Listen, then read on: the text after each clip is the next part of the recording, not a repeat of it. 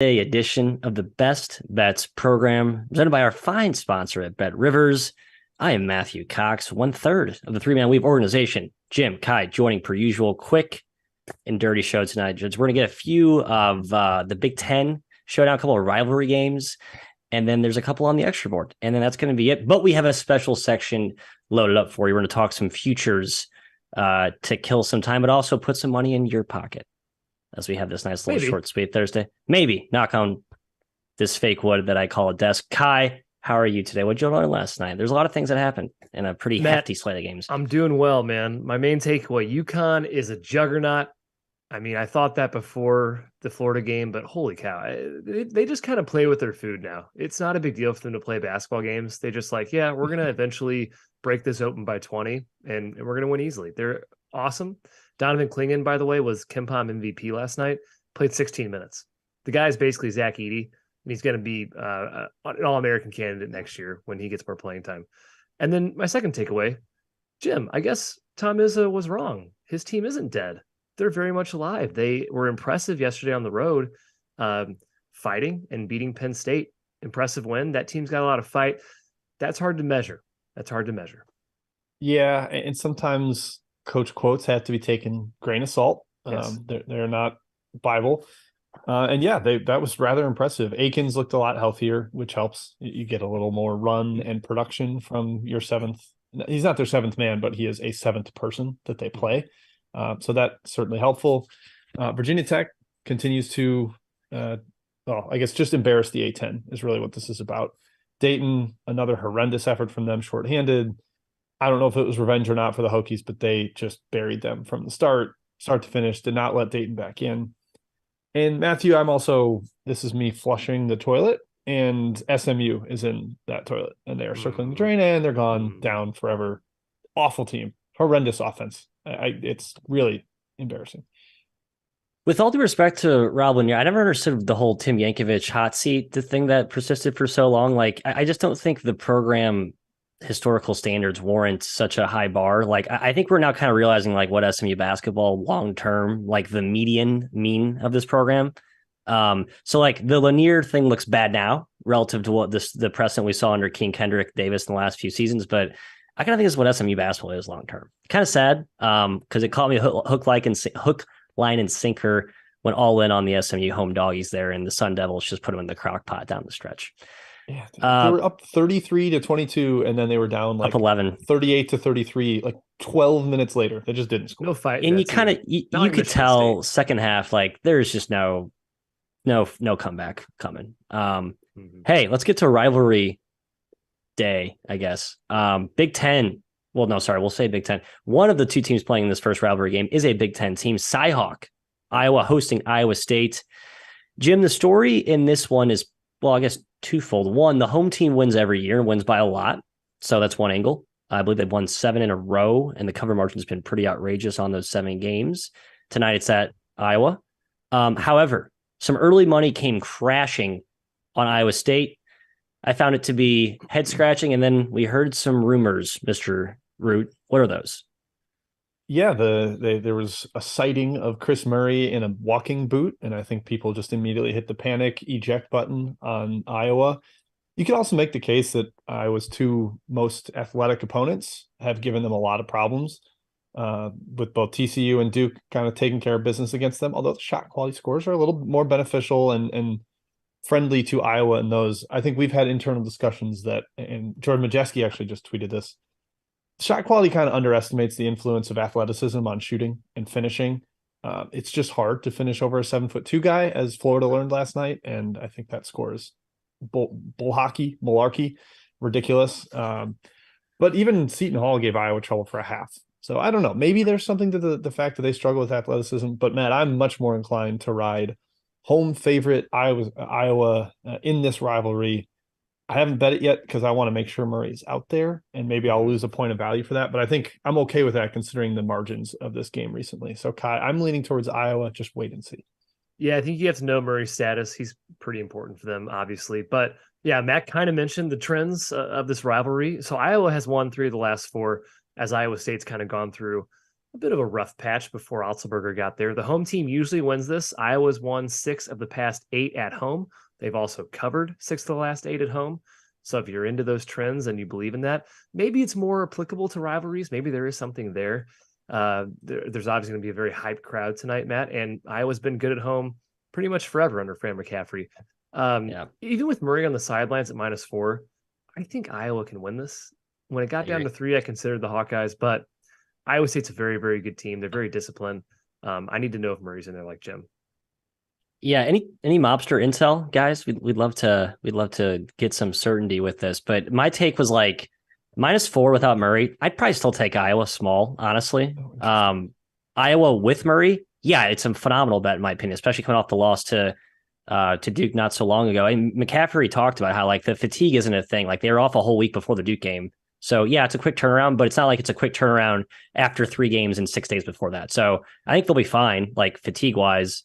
Memory is obviously very important, but I just think this Iowa team plays so well as a team. I wouldn't be surprised to see them put forth a really strong effort, even if he's not in there. And that's in no way diminishing his importance. I just think we've seen teams respond well without key players often. Hofstra recovered without Aaron Estrada last night at Purdue. So, injuries don't matter. That's kind of my overarching theme there. He also played after he suffered the injury. It wasn't like he broke a didn't foot look good, but yeah, he did play. He did play with, true. I have a feeling for a big rivalry game, he's going to want to be in it. Probably the last time he'll be a part of it since he'll be going pro. And then they've got Wisconsin Sunday, and then he can take off against SEMO and Eastern Illinois. So, hey, let's actually talk Big Ten basketball. Ohio State is hosting Rutgers. Speaking of a team coming off a huge home win over the Hoosiers, now they go on the road. Kai, I know we all like to kind of portray Rutgers as like this really good home team, really bad road team. I don't know if it's as stark as it's has been out to be, but clearly the juice of the rack helps them. They are healthier, however. I think that gives them some momentum actually coming into this game. You could argue it's a tough spot, first road game in the Big Ten, but I think the health of McConnell and Mulcahy will give them a little boost. I agree with that. I don't actively look to bet Rutgers on the road because I actually do think there is something to that. I think they're kind of just a pretty good team on the road. I think they're dominant at home, but they haven't had a fully healthy team except for that Indiana game.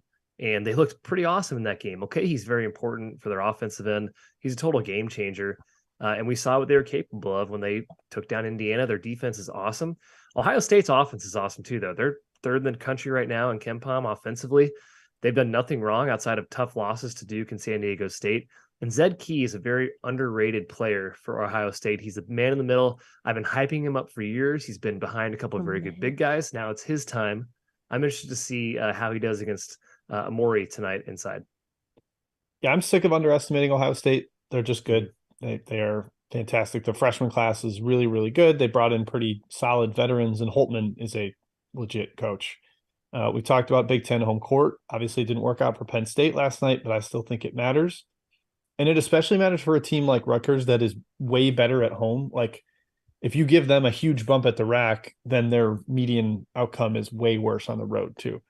So I'm not looking to take road Rutgers at all, but I'm also not going to end up stepping in on Ohio State. The number felt about right to me, Matthew. Yeah, number feels right. The other thing with Ohio State, just the youth might worry me if you're looking to back them and fade road Rutgers. Like I think this is kind of a grown man's game. Like that's just what Rutgers sort of dictates. So I'm not saying Ohio State's soft, but they are young, and the Big Ten is a gauntlet, and I think tends to favor older, more grizzled teams. First Big Ten home game. I don't know, just maybe one minor nitpick of a worry if you're looking to rush and back the Bucks here. But that is the way I lean. Another rivalry game next up here, headed out to the mountains. Colorado hosting Colorado State. Another game where we saw a ton of money coming early on the overnights, and this morning even more so. Opened at +6 Colorado State, and it was hammered. The people loving the Rams. Jim, third game with Isaiah Stevens back in the lineup, who is, undisputably their most important player, right? I think even Nico Medved said that he's their point guard, their engine. But coming off a loss at home to Northern Colorado. Yeah, not great. Didn't like that. Northern Colorado hasn't been very good. I mean, I know there's very local rivalry there. Greeley and Fort Collins are not very far from each other, so perhaps that throw out the records kind of thing in a rivalry. Knocked over my microphone. Whoops. But Josiah Strong hasn't played either. Maybe they get him back and are actually full strength and have both members of their half court or their backcourt tonight. That's just too high, Matt. This Colorado team's so erratic. I can't expect them to come out and play a great game. Maybe they cover by 15 or 20, because every so often they just play an outrageous game like that, like they did in Myrtle Beach. But I'm happily taking the points here. I got a better number than where it's at right now, but I still think it's an okay bet. I think this game is pretty close to a pick 'em, with Stevens getting closer and closer to full strength guy. Yeah, slim pickings today on the slate, but I'm going to make this my best bet for Colorado State at +4 at BetRivers. Isaiah Stevens, third game back. He was terrific in his first 2 games back in the lineup. I think he'll be even better today. Obviously, a pretty big rivalry. There's no altitude worries here. Colorado State, not that far away from Colorado. I think they're going to be ready to take off today with Stevens fully back in the fold. And Matt, I'm not really that impressed with Colorado. They did get that win against Tennessee. I think it was more so a lucky day, we'll say. The Northern Colorado game, a little concerning, but Northern Colorado can score so well. They're bound to beat somebody in that fashion. I mean, it happens. They scored 88 points. It's bad defense by Colorado State, but Northern Colorado's offense can get that hot. So I like Colorado State here at +4. Love Colorado State. Only like it at the current number. So yeah, I'd like to be getting 5 or better, but that's not going to be available probably the rest of the day. So if you missed it, sorry. Why don't maybe you just pay -140 to buy it there, man? Ooh, I could do a key number. You see what your book will offer. I guess I'll probably do the math on that. If it's like 130 or cheaper, it's actually probably worth it, but that's not going to be out there. So don't even go down the rabbit hole, folks. Just sit back, put your feet up, and watch Colorado have one of those Tennessee type games and laugh at Kai and Matt while they lose their Colorado State bets. It could happen. Certainly could. Last game here on the very, very short rundown. Back to Big Ten country we go, to Minnesota, hosting Michigan. Kai, it's a short spread for a Big Ten team that I think is bad. Bad, yeah. Right? Mm-hmm. Yeah, I think it's too short. We need to see how Michigan too short, responds. Right? Let's not overthink this. Right. We need to see how they respond without Llewellyn. But I sneaky think Llewellyn being out is not that bad of a thing for Michigan. He wasn't very good when he was in the lineup. I think Doug McDaniel could be better by the end of the year, or even now. And Minnesota, they haven't been great this season. They've been pretty bad. Now, having said that, they have not had Jamison battle at home yet. He's played the last couple of games. They've been away from the barn. Is the barn as rocking as it used to be? Probably not. Hunter Dickinson's going to crush them inside. There's no matchup for him. Trayton Thompson's not going to guard him. Dawson Garcia is not going to guard him. So we'll see. I respect Big Ten home court too much to take it, but I lean towards Michigan at this line. Yeah, I lean pretty hard towards Michigan. Was close-ish to being my best bet. I didn't want to make my best bet a Big Ten road team, but Minnesota's bad. They've gotten down by 20 immediately in every game or the last 3 games they've played with battle. The UNLV one, the Virginia Tech miracle cover, as folks know that I wrote up for Action Network and somehow won. And then the game against Purdue, where they were down 20 the entire way, and Purdue was just totally playing with its food as they scored every time down the floor. So yeah, I'm liking Michigan as well. I know Doug McDaniel has been bad by like objective measures. I don't know why I'm air quoting that. He's been bad. Like his stats are poor, but I like the eye test with him. I think he looks like he has some spunk, some game to him, and maybe he's a little more comfortable without having to split minutes with Llewellyn. He knows it's his job, and the talent around him is pretty solid. Hunter Dickinson gets up for bigger games. I think that's a Greg Waddell shout out, that when it's a conference game or something that matters more, he should be very up for it. And Michigan's had a little bit of problems at Minnesota in the past, so they should be pretty locked in against the bad team. So Matt, I like Michigan here, -4, I believe it's at BetRivers. I would 4, I think. Yeah, and you're right, they've missed big opportunities to get key win. Like had they beaten Virginia, had they beaten who's the Kentucky, other team they played Kentucky, then I'd be like less inclined to take them here. Maybe that's a stupid anecdote, but I just like that I think they will be super locked into, win this convincingly, given their trials and tribulations in close games not so long ago. So, hey, that concludes our section 1 and only meaty section of games. Let's go to chat mile, where I presume we will address the remaining 4 games left. Yeah, 3? There's 4 others. There haven't really been that many questions about them. I think people they're just not that worried about the tiny slate. I know they're craving the futures discussion, Matthew. Let's do it. And of course our best bets. So I think we can go straight to. Let's do it. Yeah, where do you guys want to start for the futures? I have them. I have the conference odds, Wooden Player of the Year, national title. What floats your boat? Matthew, be the man. Be the guy. I know, but I Either lost all control. Guide us, steer for us. Let's just pick out a few of our best conference odds. And I think it's probably good. Do you want to start with like the Big Ten, since we're talking about Big Ten today and we actually have some results from the Big Ten in the back pocket? I think there's some value in this market. Start us off. Lead it off. Yeah. Big Ten wasn't one I circled, so go for it. Okay. I had Maryland as one for the Big Ten. I know they just started 1-1 and they lost, but I still think at 10-1, they're a pretty good wager. They only get Purdue at home, or they get Purdue at home and only one time. I believe that's pretty huge. They get Nebraska, I believe, twice. That was a big one. And Ohio State 26-1 currently at BetRivers. And obviously, if you bet that now, that will probably drop if they win tonight. Not precipitously, but that would probably come down a little bit. So that the two I had in the Big Ten, I didn't love the odds on Purdue, Indiana, Illinois, honestly, and in Iowa. If the Murray thing ends up being serious, there's no reason to be an investor in an Iowa future.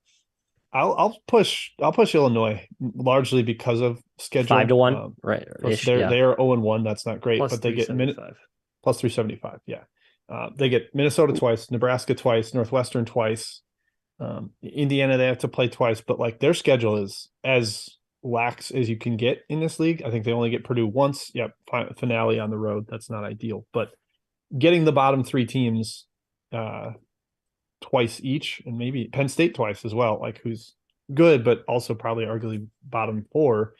That's as soft a schedule as you get in the Big Ten. I still like Illinois Kai as good as they've looked so far this year. Yeah, I don't have too many opinions in this league. I mean, I think it's not a bad idea to take a team more in the middle. Value wise, Wisconsin at 35-1 is crazy. Yeah. They've won the league before recently. Yep. They're already 1-0. They beat Maryland. So I think that's not a bad flyer if you're looking for one. I think Purdue is really good. I think them, Indiana, or Illinois are winning the league. But if you're looking for a team outside of there with a little bit of value, a little bit of lunch money on it, Wisconsin's probably my pick in the Big Ten. I like that. How about the other one I had written down, Mountain West? Yeah. New Mexico, 20-1. I think this is anything you want to do. I think San Diego State's vulnerable enough that any of these other teams that have looked good at New Mexico, UNLV, Colorado State with Stevens back, Nevada has been awesome so far this year. Like this is a pick your poison or pick your drink of choice. I cross off Wyoming and cross off San Diego State, and I think pick your poison from the rest up until a certain point. Like Fresno, no, but like the other ones are all pretty good bets. Boise, I'm kind of out on too. Maybe I don't think I'd take Boise. Yeah, there's enough teams that have looked good there that it's worth a stab. Kai, your favorite from the conference odds? Do you have any there? Or are you more of a player national title guy? I wrote down New Mexico and UNLV 20-1. Interesting. New Mexico's great. Yeah, that's why I think the best of the conference. And 20-1. Duquesne 20-1 in the A10. A10. I mean, that league looks. Bonnie's are worth a look there too. Bonnie's 35-1. Yeah, that league looks pretty wide open right now. Nobody's good. I think SLU wins the league. But again, if you want to take a flyer, Mizzou 50-1 in the SEC. I'm just kidding, but it's worth. I think Mississippi State 50-1 in the SEC is worth a look. They've been dominant this year. Like, yes, really good against the better schedule. Yeah. The defense travels. Chris Jans is a fantastic coach. 50-1. I'll stretch it. I'll stretch it one more. How about Ole Miss 75-1? No. I think the important thing to remember here, guys, when you're looking at these futures, the top three teams are probably going to win. So don't take too many flyers because look at the Big East. UConn is probably going to win it. Creighton probably going to win it. It's probably not going to be Xavier. It's probably not going to be Villanova. Even though Xavier seems like good value at 7-1, I don't know. You got to kind of balance that out. Don't expect to win if you're taking all these flyers, basically is what I'm saying. Yeah. I agree with that. Okay, other futures. Let's talk. If you just hit the three, I liked A10 Mountain West SEC where I thought the three conference. Yeah, let's call title real quick. I didn't look at any Final Four odds, to be honest with you guys. So title, it's largely the same handicap. UConn, just a lock. Yep, 18-1. Still like it. I took it better odds, but I still like it. Yeah, this seems like a Zach Edey thing where they're just slow to adjust the number, right? Like Edey was at 15-20-1 for the Wooden Award. And then Jim tweeted about us and he ruined it for everyone. But like it was legitimately there for too long. I told you to take it. I know. He did. Hey, I got it. I think most people watching got it too. It's if they were on the Rivers, ball, by the way, Edey. Yeah, as it should be. So. Oh, it's not. I'm just on Indiana's odds. Let me switch. I kind of like UConn 5-1 make Final Four over 18-1 to win the title. It just, I don't know. Getting into the actual games down in Houston with Hurley, I'd rather have the 5-1 too. I think they're going to be a 1 seed. I just am so impressed with them so far. I think they're the best team in the Big East. And so then you have a 1 seed 5-1 to win their region is essentially what it's going to be. So that would be. What do you got? Sorry. Kyle? Guess what Zach Edey is right now at BetRivers to win Player of the Year? It's like 3-1, right? He's even. He's plus even? 100. Even money. Oh, God. Okay. I mean, he's going to win it. On that. If he stays healthy and Purdue finishes decently, he's going to win. Dare you say that? He's going to be injuries worry. Top 5 guy, and he's going to average 23 and 14. It's ridiculous. Yep. Oscar averaged, I think, 7 less points a game last year and won it. I think rebounds, they're actually tied right now. So I think Edey can legitimately have 13 boards a game the whole year. Even the Big Ten, I know he'll play against better bigs, but I think he'll get plenty of boards, man. He has 9 straight KenPom MVPs. I don't even think 5 has been done before. He's kind of breaking everything right now. Yeah. All right, so I'm looking at the Final Four odds here in Arizona. Yeah, Kai, you mentioned some of the prices in Indiana. So yeah, there will be some discrepancy in pricing for every book by state. I know Will Hill and Caesars do that too. So if you have multiple personas you can't in different bet states, on in-state teams. Right. So they also have differing opinions outside of that too, which is weird. Maybe I'm wrong. I thought that was a thing.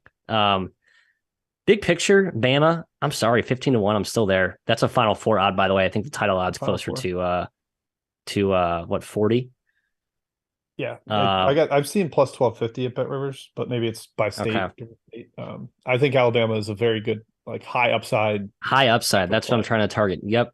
I think also, just to get, not to be wet blanket guy again, you need to target teams that are going to be a 1 or a 2 seed. You don't want a team that's going to end up a 4 or 5 or a 6. Yeah, I know. I looked at taking a flyer and getting a team to the Final Four doesn't happen very much. Looking at Oregon right now. Oregon's like that. Stop it. Don't do the Oregon always makes a deep run. You're right. I know it's not going to be a high seed. Increase your percentage odds. Yeah. Jim, title odds, Final Four odds. Kai's going to yell at me because this is against what he just said, but UAB is awesome. They're 50-1. I know it's silly. Shot quality has them number that's 1 Final in the Four. country 50-1 right to go Final Four. Yeah, 50-1 to go Final Four, and that's like you don't. You can have more than one team win a Final Four bet versus championship, which I like, and B 50-1. You make the Sweet 16. That's money. Like even if they're a 12 seed, you can make money off it when they're in the Sweet 16. So that certainly popped out to me. Maybe Virginia Tech is better in the ACC than we think. They've already got the home win over UNC. They're 35-1 to make the Final Four. I could see them getting to a 3 seed, maybe a 2 seed if they do really well in the league. Yeah, 35-1 Final Four. I'm interested in that at least. Yeah, man. Even New Mexico popping up here again, 75-1 to make the Final Four, and that's probably a reach, but still, I think they're a legit at-large team. Are they not? Of the higher up teams, I think UConn 5-1 is a really good bet for Final Four. Illinois 7-1 also I think is a pretty solid. They've been fantastic on neutral floors so far this year. Virginia, I think, is 5-1 as well. I like the Final Four odds because it's just more fun to have more chances to win. Like I could theoretically win 3 different Final Four bets instead of just one. If you're going to play 10 different bets here, Final Four is where you want to go. Kai, your favorite from the national picture? Any others? UConn. They're not priced as the second or first best team, so that means they just moved to 12-1 in Illinois, I guess. So they literally just moved mid-show. They're now 3-1 Final Four. Yeah. So I mean, I still think they're the best team. They're still down. Yeah, we should have maybe made fun of UConn or something, and then been like, okay, bet UConn now, go. Yeah. Zach Edey has really no special chance to win Player of the Year. Move him down the board. Chance. I just got a text that Zach Edey in 2 boots walking through West Lafayette. Interesting. Huh. It might be because it snowed and there's snow boots. Players should just wear fake injury boots. That's just a thing. That'd be a great hoax. A sling too. That's all I have for national. Any Wooden? Yeah, we talked about Wooden national title conference. That's all I got. Anything else, Jens? We had a couple. St. Thomas, Montana State got asked about. That will not be in best bets. I was surprised this kind of took off, Matt. A 6 up to 8. I think St. Thomas is pretty solid, but maybe they just get dominated at altitude here. What do you think? I had it higher because I hate St. Thomas apparently, but I thought the line was too short at the opener. But St. Thomas is good. Okay. And then what's the one other game we haven't covered? That Jacksonville, Utah, the team that I guess railroaded St. Thomas last time. Yeah, Utah at altitude, Jacksonville State with this weird one-off travel. It would be Utah or nothing, but the markets bet them up. So it's nothing for me. Yep. All right. Yeah, how about best bets? Best bets, Mr. McKeon, lead us off. Said it already, but Colorado State +4 is where I'm going to submit my best bet token for today. Go Rams. Token received. Jimbo, I retract offer. It's actually me according to the outline. I'm taking the minimum of UMass and a fierce rivalry in Amherst and Lowell there. UMass Lowell might be, I don't know, a top 10 team. I guess we've learned so far that the top 5 currently are UConn 1, Florida Atlantic 2. UMass Lowell might be third tonight if they blow out UMass Amherst. We'll find that out. I'll adjust my ranking accordingly. Until that time, though, I am convinced this line's way too short. Despite all the quotes about Frank Martin hating his team, I think it's all kind of smoke and mirrors. I just think it's a good team. I know it's a volatile team, but it's a good team. So I'm taking the short spread there. Fernandez doesn't bother you. Yeah, 1. They're deep enough. It does a little bit. No, I did it because I think he's really good, but not enough to not play it. Couple points on this real quick, just because I want to talk about it. The line's ridiculous, and it's annoying. So low. It's annoying the market is fully on board with. I mean, it was 2 for a long time. It's like 2. I think the market's being a little bit too smart right now. UMass Lowell's an awesome team. They play really well together, but this rivalry, quote unquote, UMass is 10-0 with a +10 cover margin. So they take it seriously. UMass had bad teams too. Yeah, it's with Derek Kellogg and Matt McCall in charge. Right. Sorry, Field of 68 member Matt McCall. Yeah. I wanted to bet Lowell. I thought I was going to get like +5. I never did. So go UMass. Yeah, this is bet numbers, not teams here. Where like as you said, I wanted to give Lowell the chance. This is their big, their best chance at winning this rivalry, and numbers just not there. So yeah, UMass Lowell has been awesome, but they haven't played anybody. So I think we have to put a strength of schedule. They compete with Rutgers. Let's give them credit there. Played Rutgers better than Indiana, actually. So pardon. Rutgers. Yeah. Mulcahy left during that game. Valid point from Pat Taylor. Frank Martin always hates his team, so we should. It's a motivation. Yeah, really, it's kind of like Huggins. You read Huggins' quotes, it's like, okay, you're still trying to be fine, right? Even though you hate your team. Yep. Jimbo, close us off here. Duquesne -2. I'm taking the Dukes. They're getting Joe Reese back. A little bit more depth in the front court here, and their guards are outstanding. Day Grant has like outside shot at A10 Player of the Year. Maybe Erie Collins is going to lock that up by averaging 15 assists per game, but Grant has been scoring like crazy. Jimmy Clark's really solid. Tevin Brewer's back in and healthy. Yeah, I know Marshall's been fantastic. One of the best ATS teams in the country so far this year. Their freshman big man, I think it's just Handlog 10. I don't know if that's exactly how it's pronounced. I can't say it, obviously. Yeah. He's been remarkable. But Duquesne at home here, I will take the Dukes. Only laying 2. This felt pretty short to me. I agree. It's going to be my best bet as well, Jim. But I am worried about the zone that Marshall might throw at them. Can the Dukes solve the zone? I think they're better to attack a man team. But hey, we'll all find out. That wraps up a very, very condensed show for us today. We are back Sattersbin at 10:15 a.m. Central. That's 11:15 a.m. Eastern for those of you who live out there. And that's 8:15 on the West Coast. Wherever you're please wearing all kinds of Mizzou gear on Saturday. We will. Spinny hats will be and on the rundown. I might put a little black and gold on for the boys just out of solitude. So I'm worried. I think you guys are going to kind of melt in a pretty high profile spot. We'll see, though. We'll talk about it all on Saturday. Come back and join us at that time, folks. Until then,